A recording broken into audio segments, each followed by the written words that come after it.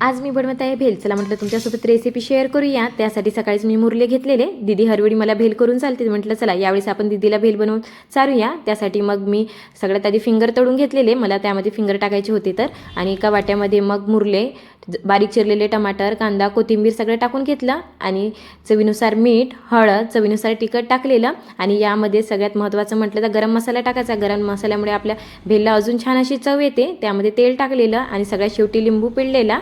आणि जे आपले फिंगर तळले होते त्याला छान असे बारीक कुच करून ते पण टाकून घेतले. आणि इकडे सगळं चमच्याने मिक्स केलेलं. इकडे मिक्स करत नाही तर मग लगेच त्याला प्लेटनी झाकून छान अजून मिक्स करून घेतलं तर आपली मस्त अशी भेल तयार झाली होती. बघा किती छान अशी दिसते, तर खायला दिसायला पण छान आणि खायला पण खूप टेस्टी झाली होती. मग दीदीला बोलवलेलं. इकडे छान असं तारक मेहता बघत मी आणि दीदीनी मस्त भेल खाल्ली. तर दीदीला खरंच माझ्या हातची भेल आवडली. नक्की तुम्ही अशी भेल ट्राय करा. चला भेटूया उद्या. बाय.